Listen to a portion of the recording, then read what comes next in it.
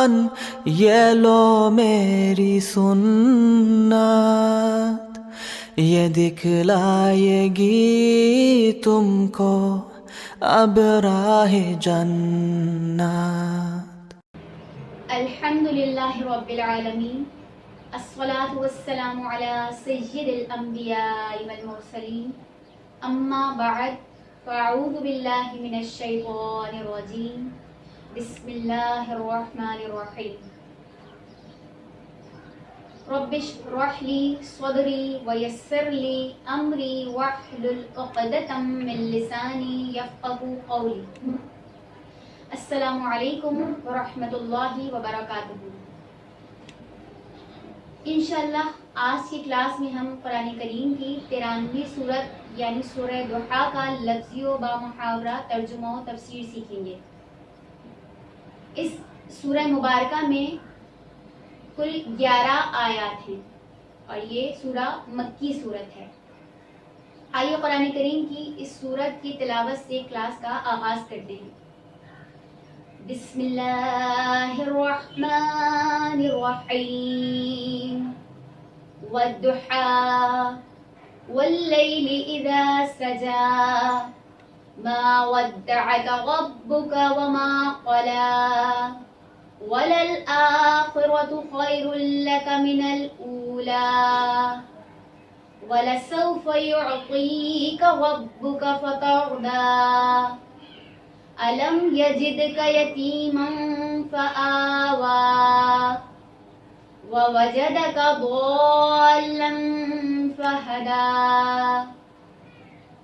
ووجدك عائلا فأغنى فأما اليتيم فلا تقهر وأما السائل فلا تنهر وَأَمَّا بِنِعْمَةِ رَبِّكَ فَحَدِّثْ۔ آئیے اب ہم اس سورہ مبارکہ کا لفظی و بامحاورہ ترجمہ کرتے ہیں۔ بسم اللہ الرحمن الرحیم، شروع اللہ کے نام سے جو بہت مہربان نہایت رحم کرنے والا ہے۔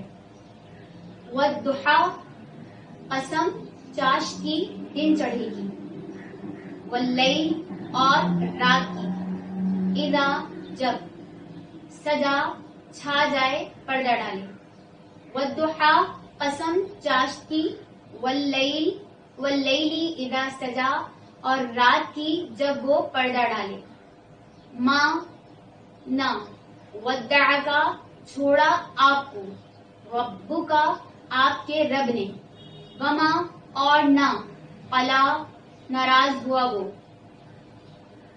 آپ کو آپ کے رب نے نہ چھوڑا اور نہ وہ ناراض ہوا، وللآخرۃ اور البتہ پچھلی گھڑی، خیرٌ بہتر ہے، لکا آپ کے لیے، من الاولی پہلی سے، وللآخرۃ خیر لک من الاولی اور بے شک پچھلی گھڑی تمہارے لیے پہلی سے بہتر ہے، اور لسوف البتہ ان قریب، یعطی کا دے گا آپ کو، ربو کا آپ کا رب، فترضی آپ راضی ہو جائیں گے، ولسوف یعطی کا ربو کا فترضی اور بے شک قریب ہے کہ تمہارا رب تمہیں اتنا دے گا کہ آپ راضی ہو جائیں گے، کیا، لم نہیں، یجد کا پایا اس نے آپ کو، یتیمن یتیم، فآوا پھر جگہ دی اس نے، الم یجد کا یتیمن فآوا کیا اس نے آپ کو یتیم نہ پایا پھر جگہ دی، ووجدہ کا اور پایا اس نے آپ کو، ضالن خود رفتہ، فہدا پس ہدایت دی، ووجدہ کا اور پایا آپ کو، عائلن حاجت مند، فاغنا تو پس غنی کر دیا اس نے، ووجدک عائلا فاغنا اور آپ کو حاجت مند پایا پھر غنی کر دیا، فاما پس بہرحال، یتیما یتیم، فلا پس نہیں، تقہر سختی کیجیے. تو فلا فاما الیتیم فلا تقہر، تو یتیم پر دباؤ نہ ڈالیں اور منگتے پر سختی نہ کریں.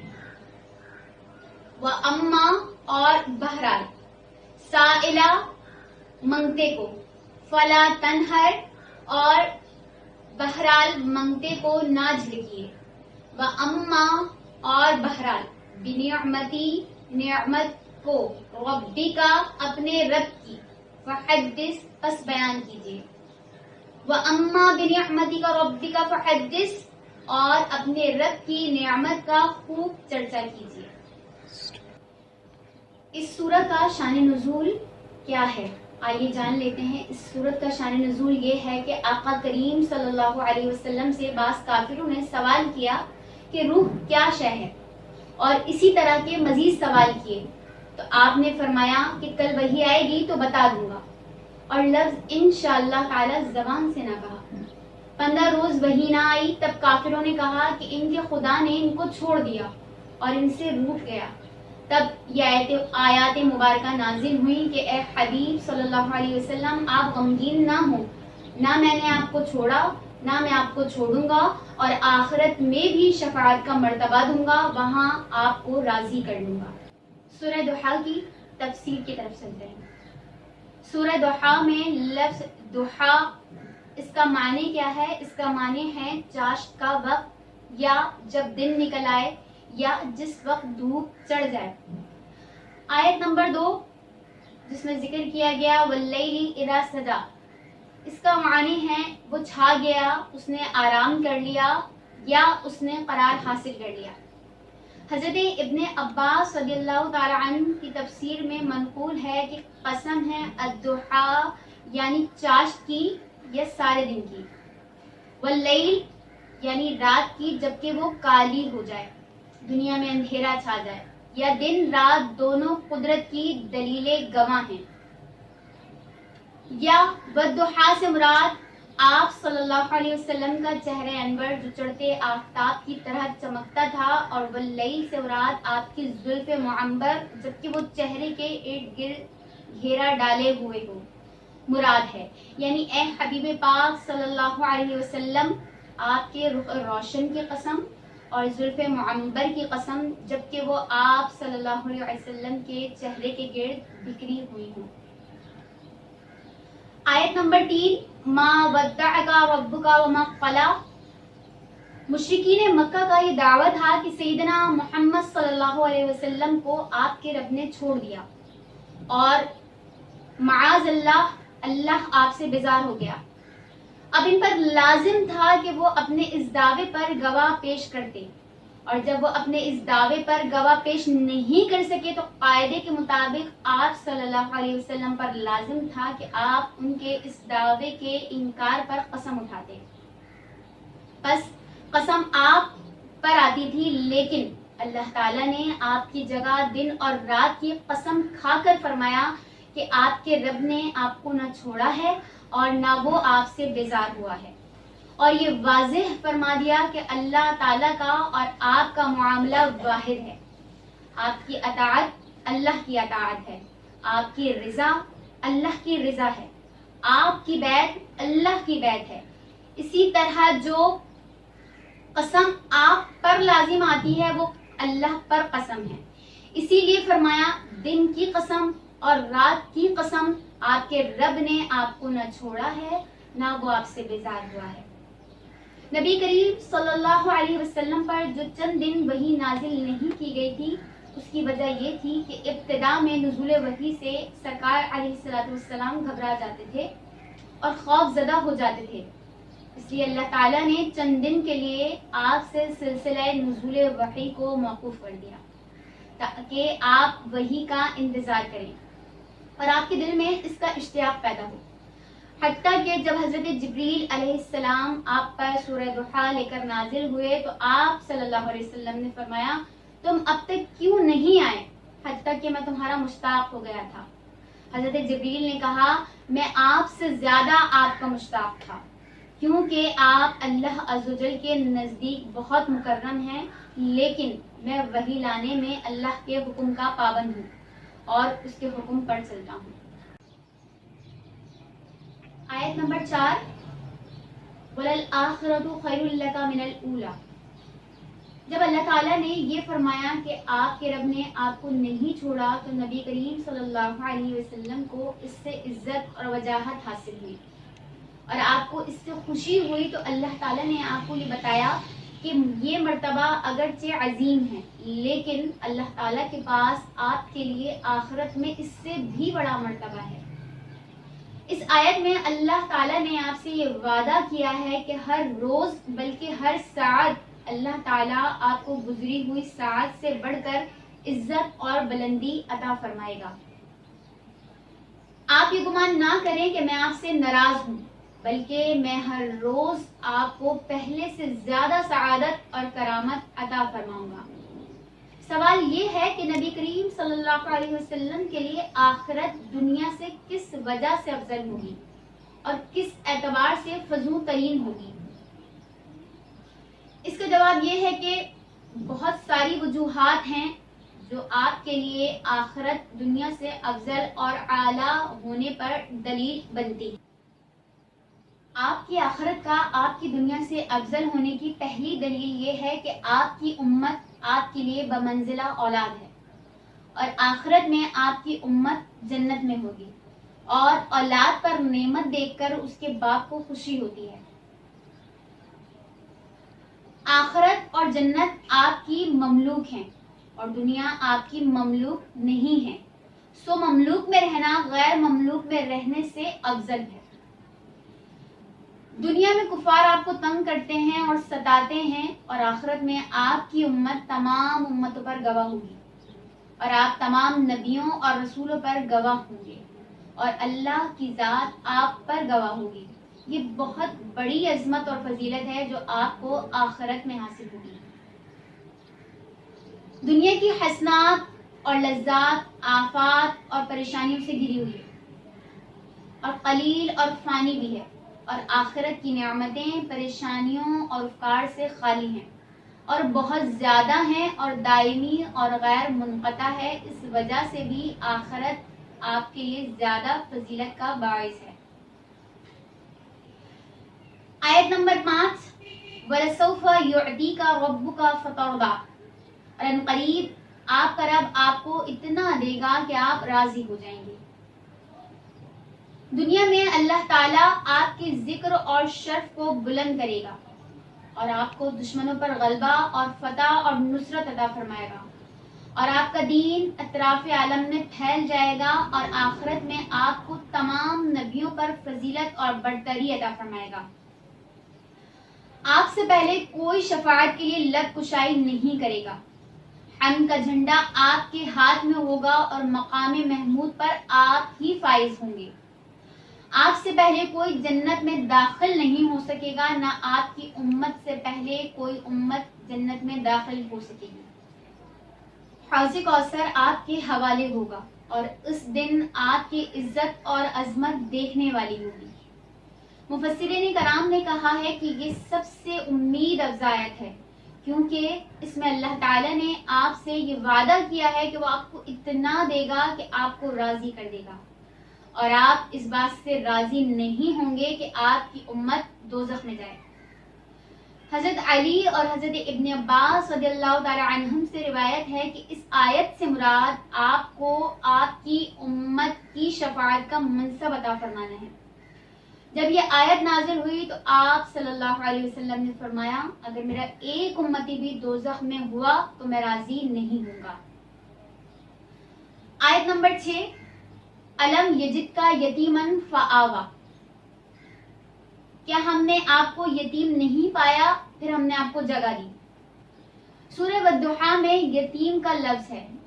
یتیم اس شخص کو کہتے ہیں جس کے بالغ ہونے سے پہلے اس کے والد فوت ہو جائے۔ اس آیت کا یہ معنی ہے کہ کیا آپ کو یہ معلوم نہیں کہ آپ کم سن بچے تھے، آپ کے والد نہیں تھے، تو اللہ عز و جل نے آپ کو ان کے ساتھ ملا دیا جنہوں نے آپ کی پرورش اور نگہداشت کی۔ نبی کریم صلی اللہ علیہ وسلم ابھی اپنی والدہ ماجدہ کے شکم مبارک میں تھے تو آپ کے والد ماجد سیدنا عبداللہ رضی اللہ تعالی عنہ فوت ہو گئے۔ ولادت کے بعد آپ اپنی والدہ ماجدہ سیدنا آمنہ رضی اللہ عنہا اور اپنے دادا سیدنا عبد المطلب رضی اللہ تعالی عنہ کی کفالت میں رہے۔ پھر جب آپ کی عمر شریف 6 سال تھی تو آپ کی والدہ ماجدہ رحلت فرما گئیں، اور جب آپ 8 سال کی عمر کو پہنچے تو آپ کے دادا حضرت عبد المطلب رضی اللہ تعالی عنہ بھی فوت ہو گئے۔ حضرت عبد المطلب نے آپ کے چچا جناب ابو طالب کو وصیت کی کہ وہ آپ کی کفالت کریں، اور انہوں نے نہایت شفقت سے آپ کی کفالت کی۔ پھر ابو طالب آپ کی کفالت کرتے رہے حتیٰ کہ اللہ تعالیٰ نے آپ کو اعلان نبوت کا حکم دیا۔ اس کے بعد بھی عرصہ دراز تک آپ کی نصرت اور حمایت کرتے رہے حتیٰ کہ ہجرت سے کچھ سال پہلے ابو طالب کی بھی وفات ہو گئی۔ آپ کو اللہ نے یتیم رکھا اور آپ کے والدین کو اٹھا لیا تاکہ آپ پر کسی کی تعظیم کرنے کا حق نہ ہو۔ یہ بہت بڑی حکمت تھی آپ کے یتیم ہونے کی۔ دودھ پلانے والی حلیمہ کا بھی آپ پر کوئی احسان نہ تھا، کیونکہ آپ کی برکت سے ان پر خوشحالی آ گئی تھی۔ ایک قول یہ بھی ہے کہ آپ کو یتیم اس طرح فرمایا ہے جس طرح در یتیم اس موتی کو کہا جاتا ہے جو اپنی سیپی میں تنہا اور منفرد ہوتا ہے۔ آپ صلی اللہ علیہ وسلم بھی اپنی پاکیزہ صفات اور حیرت انگیز کمالات میں متفرد تھے۔ آیت نمبر 7 وَوَجَدَكَ ضَالًّا فَهَدَىٰ۔ اس آیت مبارکہ میں ضال کا معنی ہے گمراہ یا ناواقف، بھولنے والا یا محبت میں وارفتہ، غافل، صحت کرنے والا یا معطل اور باطل۔ نبی کریم صلی اللہ علیہ وسلم نے جب ہوش سنبھالا تو قوم کے لوگوں کو گمراہی میں دیکھا۔ آپ کو جہالت اور کفر، شرک، جوا، شراب، سود خوری اور دوسری بری رسموں سے سخت نفرت تھی۔ ان کی کسی مخرب اخلاق مجلس میں بیٹھنا آپ کو سخت ناپسند تھا۔ لوگ کہتے تھے کہ ہمارے باپ دادا ملت ابراہیمی پر تھے، مگر حضور علیہ الصلوۃ والسلام کے زمانے میں کوئی بھی ملت ابراہیمی پر نہ تھا۔ ملت ابراہیمی کا پتہ نہ چلتا تھا کہ وہ کیا احکام تھے۔ آقا کریم علیہ الصلوۃ والسلام کے دل میں اس کے معلوم کرنے کی فطری تڑپ تھی، اور پیدائشی طور پر اللہ تعالیٰ کی محبت بھی جوش زن تھی۔ اس کی ترقی کے لیے اس کی طرف سے احکام آنے کا سخت انتظار تھا، اس لیے آپ کو تنہائی پسند ہوئی اور غار حرا میں جا کر تنہائی میں اللہ تعالیٰ کی عبادت، تسبیح و تحلیل میں مشغول رہتے تھے۔ جب آپ کی عمر 40 برس ہوئی تو آپ پر وحی نازل ہونا شروع ہوئی۔ اس کا اللہ تعالیٰ نے احسان جتایا کہ اے حبیب پاک صلی اللہ علیہ وسلم، آپ کو شریعت کے تفصیلی احکام کا طلبگار و امیدوار و مشتاق و خود رفتہ پا کر آپ کو اپنے احکام سے مطلع فرمایا۔ لفظ دال کے معنی گمراہ بھی ہیں، بے خبر اور حیران و طلبگار، امیدوار و خود رفتہ، مشتاق بھی ہیں۔ جب لفظ ضال کسی نبی کی طرف منسوب ہوگا تو اس کے معنی گمراہی کے نہیں لیے جا سکتے، کیونکہ نبی کبھی گمراہ نہیں ہو سکتے۔ حضور علیہ الصلوۃ والسلام کے متعلق اللہ تعالیٰ نے فرمایا ہے ما ضل صاحبکم وما غوا، یعنی تمہارے صاحب و مالک محمد مصطفیٰ صلی اللہ علیہ وسلم نہ کبھی گمراہ ہوئے نہ کہیں بہکے۔ دونوں ماضی کے صیغے ہیں، یعنی گمراہی کبھی آپ کے قریب تک نہ پھٹکی نہ آپ بہکے۔ آیت نمبر 8 وَوَجَدَكَ عَائِلًا فَأَغْنَىٰ، اور تمہیں حاجت مند پایا پھر غنی کر دیا۔ اس آیت مبارکہ میں لفظ عائل کا معنی ہے مفتقر اور فقیر، یعنی آپ کو اس حال میں پایا کہ آپ کے پاس ضرورت کی چیزیں نہ تھیں تو آپ کو تجارت کے نفع کے ذریعے غنی کر دیا۔ یہ اس وقت ہوا جب آپ حضرت خدیجہ رضی اللہ تعالی عنہا کے غلام میسرہ کے ساتھ تجارت کے سفر پر شام کی طرف روانہ ہوئے۔ حضرت خدیجہ رضی اللہ تعالی عنہا مکہ مکرمہ کی مالدار خاتون تھیں۔ رسول اللہ صلی اللہ علیہ وسلم نے ان سے عقد نکاح کر لیا اور انہوں نے اپنا تمام مال رسول اللہ صلی اللہ علیہ وسلم کو ہبہ کر دیا۔ پھر اسلام کی فتوحات کے ذریعے آپ کو بکثرت مال غنیمت اور مال فے حاصل ہوا، اور یوں اللہ تعالیٰ نے آپ کو مال دنیا سے غنی کر دیا۔ اس کی تفسیر میں یہ بھی کہا جاتا ہے کہ اللہ تعالیٰ نے تھوڑے مال پر آپ کو قناعت کرنے والا بنا دیا اور آپ کے دل کو غنی کر دیا۔ اس سے مراد یہ بھی ہے کہ اللہ تعالیٰ نے اپنی ذات کی وجہ سے آپ کو اپنے ماں سے غنی کر دیا۔ آپ صرف اللہ عز و جل کی طرف متفکر تھے تو اللہ عز و جل نے سارے عالم سے آپ کو غنی کر دیا۔ آقا کریم علیہ السلام نے خود اس دعا کی تعلیم بھی دی ہے، اے اللہ مجھے فقر سے غنی کر دے۔ آیت نمبر 9، فَأَمَّا الْيَتِيمَ فَلَا تَقْهَرْ، پس یتیم پر سختی نہ کیجیے۔ اس آیت کا معنی یہ ہے کہ آپ یتیم کا حق نہ روکیں اور اس کا حق اور اس کا مال اس کو ادا کر دیں، کیونکہ آپ یتیم رہ چکے ہیں اور یتیم کے حال سے اچھی طرح واقف ہیں۔ اللہ تعالیٰ نے آپ کے لیے یتیمی کو اختیار فرمایا۔ آپ یتیم تھے، آپ کو ٹھکانہ دیا۔ آپ طالب ہدایت تھے، آپ کو ہدایت دی، اور آپ ضرورت مند تھے تو اللہ نے آپ کو غنی کیا۔ تو آپ اپنے اوپر اللہ تعالیٰ کی ان نعمتوں کو نہ بھولیں اور اللہ تعالیٰ کی اطاعت کریں اور یتیم پر شفقت کریں اور سائل پر رحم کریں، کیونکہ آپ یتیمی اور تنگدستی کو گزار چکے ہیں۔ آیت نمبر 10، وَأَمَّا السَّائِلَ فَلَا تَنْهَرْ، اور بہرحال منگتے کو نہ جھڑکیے۔ اس آیت کا معنی یہ ہے کہ آپ سائل کو سختی کے ساتھ جواب نہ دیں۔ اگر آپ کے پاس اس کو دینے کے لیے کچھ نہ ہو تو اس کو نرمی اور رحمت کے ساتھ لوٹا دیں۔ مزید تفسیر میں یہ بھی ہے، جو آپ سے دین کا کوئی مسئلہ معلوم کر رہا ہو اس کو نہایت نرمی اور آسانی سے مسئلہ بتائیں، اور اگر دنیا کی کسی چیز کا سوال کرے تو اگر آپ کے پاس وہ چیز ہو تو دے دیں، ورنہ اس کو نرمی کے ساتھ لوٹا دیں۔ اللہ تعالیٰ نے مطلقاً سائل کو جھڑکنے سے منع فرمایا ہے، خواہ وہ گڑ گڑا کر سوال کرے یا نہ کرے، اور منع کرنے سے واپس جائے یا نہ جائے۔ یہاں پہ ہمیں یہ بات سوچنی چاہیے کہ اگر ہم نے گنجائش کے باوجود اس سائل کو نہ دیا اور اس کو اپنے دروازے سے لوٹا دیا تو وہ کسی اور دروازے پر چلا جائے گا، لیکن جب ہم اللہ سے سوال کریں گے اور اس کی سزا میں اس نے ہمیں لوٹا دیا تو ہمارے لیے اس کے سوا اور کوئی دروازہ نہیں ہے۔ بعض لوگ یہ بھی کہتے ہیں کہ جب کوئی سوال کرے تو یہ دیکھنا چاہیے کہ وہ مستحق ہے یا نہیں، یعنی مستحق کو دینا چاہیے اور غیر مستحق کو نہیں دینا چاہیے۔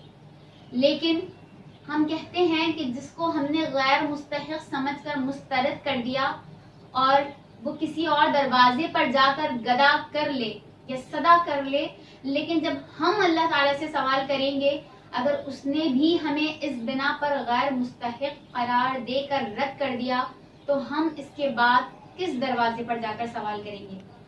یہاں ایک بات ہمیں اور بھی سمجھنی چاہیے، جب ہم اللہ تعالیٰ سے سوال کرتے ہیں تو ہاتھ اٹھا کر بے توجہی سے سرسری طور پر چند کلمات پڑھ کر اٹھ جاتے ہیں، اور ہم دیکھتے ہیں کہ ہمارا عمومی رویہ یہ ہے کہ جب ہم لوگوں کے سامنے اپنے مسائل بیان کرتے ہیں تو گڑ گڑا کر سوال کرتے ہیں اور کوشش کر کے رو بھی لیتے ہیں، لیکن جس کے سامنے ہمیں گڑ گڑانا چاہیے اس کے سامنے نہیں گڑ گڑاتے اور مخلوق کے سامنے روتے ہیں اور گڑ گڑاتے ہیں۔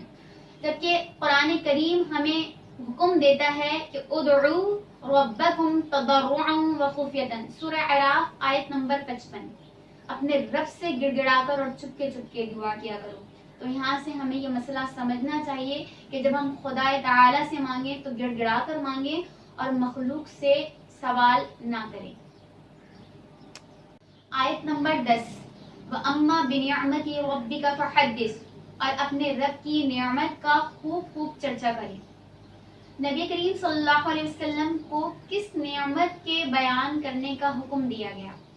اس آیت مبارکہ میں نعمت سے مراد قرآن ہے، کیونکہ اللہ تعالیٰ نے آقا علیہ السلام کو جو سب سے عظیم نعمت عطا کی ہے وہ قرآن مجید ہے، اور اس نعمت کو بیان کرنے کا معنی یہ ہے کہ آپ خود بھی قرآن کریم پڑھیں اور لوگوں کو بھی پڑھائیں اور لوگوں سے اس کے حقائق اور معارف بیان کریں۔